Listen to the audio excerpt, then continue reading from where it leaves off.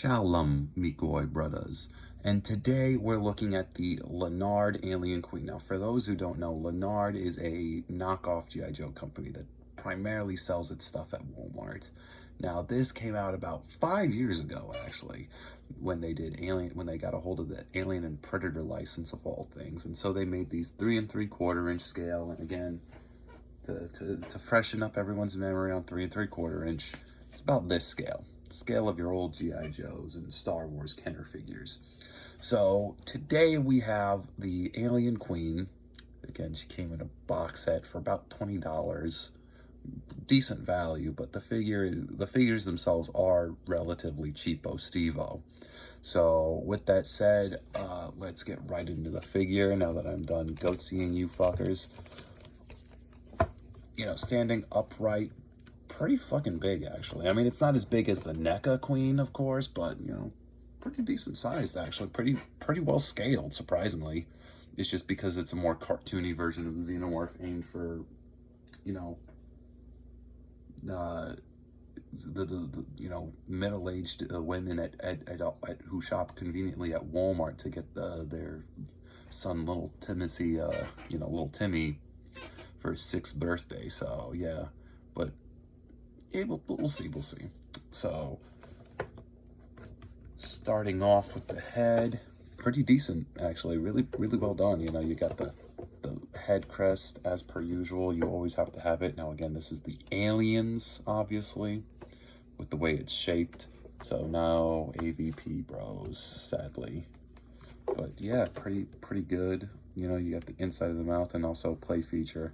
The head rocks back, and oh my god, the tongue comes out all of 1/2 inch. So, but yeah, the paint's cool. There's a blue-purple metallic sprayed over this sort of really questionable purple body. I don't know why they made the aliens like rainbow colors and shit. That makes zero sense whatsoever. And most of the time they're flat. But anyway, yeah, so pretty decent. At least the teeth are all nice and silver, and there's a lot of great like fleshy details there. So and the head crest is a perfect 1-to-1 of the one in Aliens. Very damn near perfect, as perfect as you can get for a $20 Walmart funded toy, essentially. So yeah, then we've got this giant throat here with the sort of ribs protecting it. You've got the spines that run down the back. I love spines. And then these other sort of axe spines that, you know, toughed out. I never understood what these do, but it is what it is. So, we've got the chest with the 2 holes up here. You know, the ribs, whatnot. And then the little hands, which are really fucking huge this time around. Jesus Christ. Those things are massive. So, just like the low taper fade meme, dude. Again, I'm not beating the zoomy allegations, so, but still. Yeah, pretty decent. So we got the arms. They could have been a bit longer and lankier, but it is what it is. At least they included like the divot. Again, this is a pretty good, accurate rendition of the alien.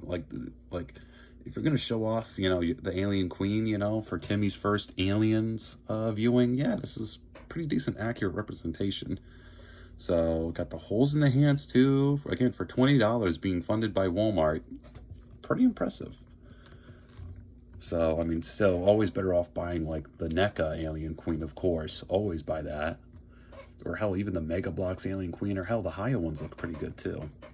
So let's go back here. Spikes back there. Got the sort of hip blades I really like.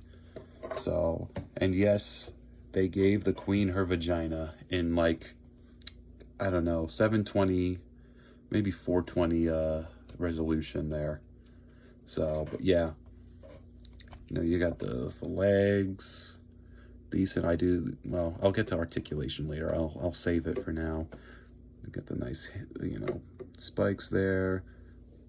You know, the Achilles tendon there, and then humongous fucking feet. Jesus Christ. That's some goddamn T-Rex feet.